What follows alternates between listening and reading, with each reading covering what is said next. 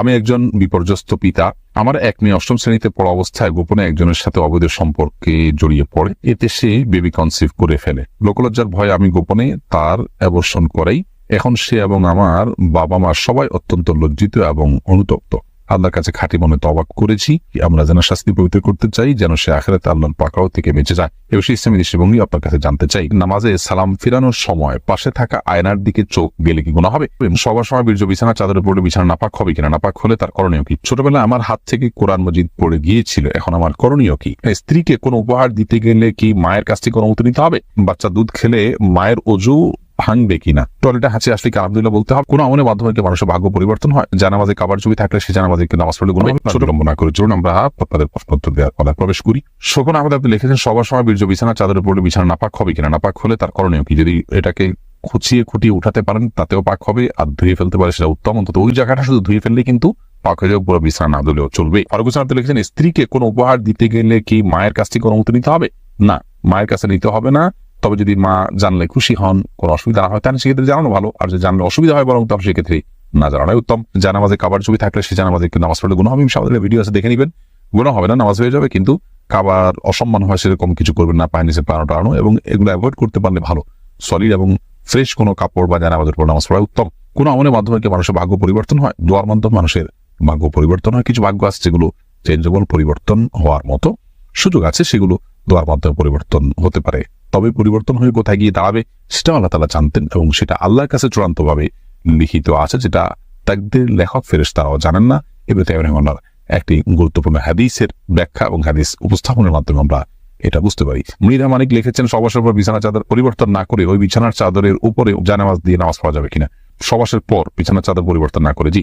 যদি নাপাক পড়ে থাকে তাহলে সেটা পাক করার তো বেরিয়ে ওই জায়গাটা ধুয়ে ফেললে পাক হয়ে যাবে, বা খোঁচায় উঠে ফেললেও পাক হয়ে যাবে, বা বিছানার অন্য পাশে দাঁড়িয়ে নামাজ পড়তে পারে। আর জানামাজ বিছানায় নামাজ পড়তে নামাজ হবে, কোনো অসুবিধা নেই। ছোটবেলায় আমার হাত থেকে কোরআন মজিদ পড়ে গিয়েছিল, এখন আমার করণীয় কি? কোরআন মজিদ হাত থেকে পড়ে গেলে তার জন্য বিশেষ কোনো করণীয় নেই। আমরা অনেকে মনে করি যে এর জন্য এত কেজি ওজন, এত কেজি আপনার লবণ বা এত কেজি চাউল এগুলো আল্লাহ স্নান টান করতে হয়। এগুলো কেউ বা কারা বানিয়েছেন, মানুষ যাতে এ ধরনের ভুলভাল কাজ না করে বা অসতর্ক না হয় সেজন্য। মূলত কোরআনে কারীম যখন ধরবো আমরা সেটাকে খুব ভালোভাবে দৃঢ়তার সাথে ধরবো, যাতে করে অসাবধানতা পড়ে না যায়। শ্রদ্ধাবোধের জায়গাতে কিন্তু সেভাবেই ধরার কথা। তারপর যদি পড়ে যায় কখনো, তাহলে অনিচ্ছাকৃত পড়ে গেলে আমাদের কোনো গুনাহ হবে না। কিন্তু এই যে পড়ে গেল, কোরআনের প্রতি অনিচ্ছাকৃতভাবে অসম্মান হয়ে গেল, সেই জন্য নিজের মধ্যে অপরাধ বোধ থাকবে, এবং কোরআনের প্রতি ভালোবাসা এবং শ্রদ্ধার জায়গা থেকে আল্লাহর কালামের প্রতি আমাদের যে দায়িত্ব আছে, সে দায়িত্ব বোধের জায়গা থেকে কোরআনে কারীমকে সুন্দরভাবে রাখা ধরা, এ ব্যাপারে সতর্ক আমরা হব। এর বাইরে বিশেষ কোনো কিছুই করণীয় নেই। যে সমস্ত করণের কথা বলা হয়ে থাকে এগুলো আমাদের নিজেদের বারণ। মোহাম্মদ আজহার ইসলাম আপনি লিখেছেন, পায়ে মেহেদি দেওয়া যাবে কিনা? যাবে, কোনো অসুবিধা নেই। আমরা অনেক মনে করি যে মেহেদি চুলে দিতে হয়, দাঁড়িয়ে দিতে হয়, সেটা পায়ে দেওয়া যায় না, এটা ভুল ধারণা। মেহেদি পায়ে দিতে কোনো অসুবিধা নেই। আমার স্বামী কথায় কথায় বকাবকি করে, আবার করণীয় কি? আপনি ধৈর্য ধারণ করবেন, স্বামীকে বোঝাবেন, কোনো আলেমের মাধ্যমে নসিহত করাবেন, এবং যথাসম্ভব নিজেও নিজের ত্রুটিগুলোকে সংশোধন করার চেষ্টা করবেন। নীরব হোসেন লিখেছেন, ইবাদতে আগ্রহ হারিয়ে ফেলি, নামাজে নিয়মিত হতে পারি না, কিভাবে ইসলামের পথে আসবো, কি কি আমল করতে হবে? ইবাদতে আগ্রহ হারিয়ে ফেলা এবং এই নামাজে অনিয়মিত হওয়া, ইসলামের পথে না আসতে পারা, এই সবগুলোর মূল কারণ হলো দুনিয়ার মোহ। হব্বুদ দুনিয়া রাসুকুল সাতিয়া, দুনিয়ার মোহ সমস্ত পাপাচারের মূল। আমরা যখন আখিরাতের প্রতি বিশ্বাস নিজের ভিতরে ধারণ করতে পারবো, বসাতে পারবো, ইনশাআল্লাহ বিইذনিল্লাহ এই সমস্ত অপরাধ থেকে, অন্যায় থেকে বেরিয়ে আসাটা আমাদের জন্য অনেক বেশি সহজ হবে। এই জন্য আল্লাহ ওয়ালা যারা দুনিয়া বিমুখ এবং প্রকৃত জাহেদ, মুত্তাকি এবং পরহেজগার, এই সমস্ত মানুষদের সান্নিধ্যে থাকা উচিত, তাদের সোহবতে উঠা বসা উচিত, তাদের কথা শোনা উচিত, তাদের মজলিসে আসা যাওয়া করা উচিত। এর মাধ্যমে ইনশাআল্লাহ বিইذনিল্লাহ আমাদের মধ্যে এই ভালো গুণগুলো আসবে। এর বাইরে হারাম থেকে দূরে থাকা, চোখের জেনা থেকে দূরে থাকা, এগুলো ইবাদতের স্বাদ ইত্যাদি আসার জন্য অনেক বেশি উপযোগী এবং উপকারী এবং সহায়ক আমল। সে কাজগুলো আমরা করব। আর একটি দোয়া বিশেষভাবে করতে পারি, আল্লাহুম্মা আইন্নি আলা যিকরিকা ওয়া শুকরিকা ওয়া হুসনি ইবাদাতিক। অর্থ বুঝে বুঝে আমরা পড়বো, আল্লাহুম্মা আইন্নি আলা যিকরিক ওয়া শুকরিক ওয়া হুসনি ইবাদাতিক। হে আল্লাহ, আপনি আমাকে সাহায্য করুন, আপনার জিকির যেন করতে পারি, আপনার শুকর যেন আদায় করতে পারি, এবং আপনাকে যেন উত্তমভাবে ইবাদত বন্দেগী করতে পারি, সেজন্য আপনি আমাকে সাহায্য করুন। অর্থ বুঝে বুঝে আল্লাহর কাছে দোয়াটি করতে পারেন। সেটা 75 আমাদের পরে দোয়াটা পড়া সুন্নাত। আল্লাহুম্মা আইন্নি আলা যিকরিক ওয়া শুকরিক ওয়া হুসনি ইবাদাতিক। বাহাদুর হাওলাদার আপনি লিখেছেন, বাচ্চা দুধ খেলে মায়ের ওযু ভাঙবে কিনা? না, বাচ্চা দুধ খেলে মায়ের ওযু ভাঙবে না। মাসিরা ইসলাম সাদি আপনি লিখেছেন, নামাজে সালাম ফিরানোর সময় পাশে থাকা আয়নার দিকে চোখ গেলে কি গুনাহ হবে?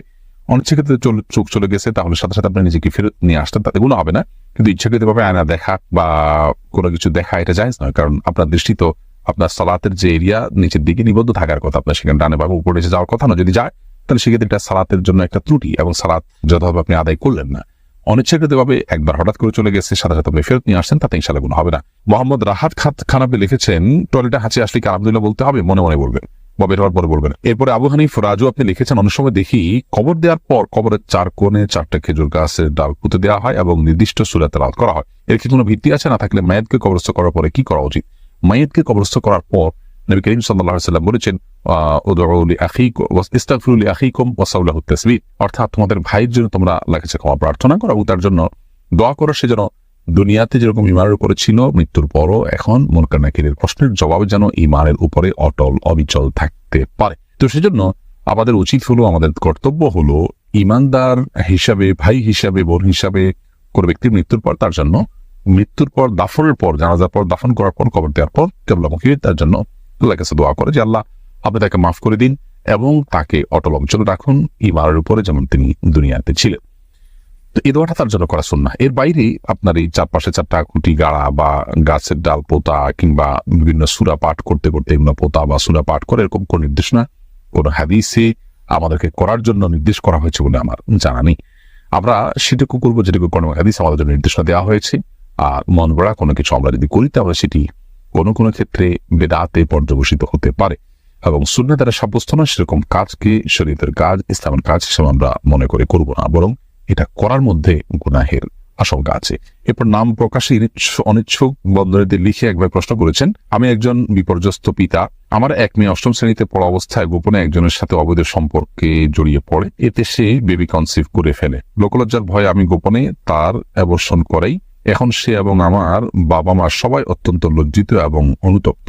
আল্লাহর কাছে খাঁটি মনে তওবা করেছি আমরা যেন শাস্তি পবিত্র করতে চাই, যেন সে আখিরাতে আল্লাহর পাকড়াও থেকে বেঁচে যায়। এ বিষয়ে ইসলামী দৃষ্টিভঙ্গি আপনার কাছে জানতে চাই। প্রথম কথা হলো ভাই, জেনার শাস্তিটা ব্যক্তি পর্যায়ে আমরা কার্যকর করব না, বরং এরকম পরিস্থিতিতে সে এবং পুরো পরিবার আল্লাহ তাআলার কাছে লজ্জিত হয়ে এবং হারামের পথ থেকে সরে এসে আর যেন কখনো এই ভুলটা না হয় সেজন্য আল্লাহর কাছে দৃঢ় প্রতিজ্ঞা করা উচিত এবং দৃঢ় প্রত্যয় ব্যক্ত করা উচিত।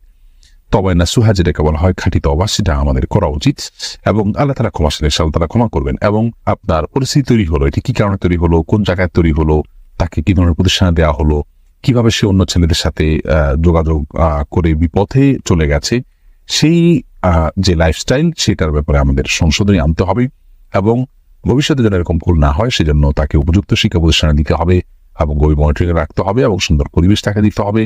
হারামের পরিবেশ থেকে তাকে বাঁচানোর জন্য আপনার চেষ্টা করতে হবে।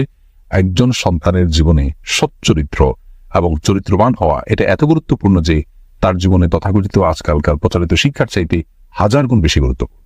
একজন অভিভাবক উচিত যখন এটাকে অনুভব করতে পারবেন, বুঝতে পারবেন, তখন ইনশাআল্লাহ ভিতরে কোনো সমস্যা এমনিতে দূর হবে। বাকি কথা হলো যে জেনার শাস্তি আমি নিজে থেকে কার্যকর করার সুযোগ নেই।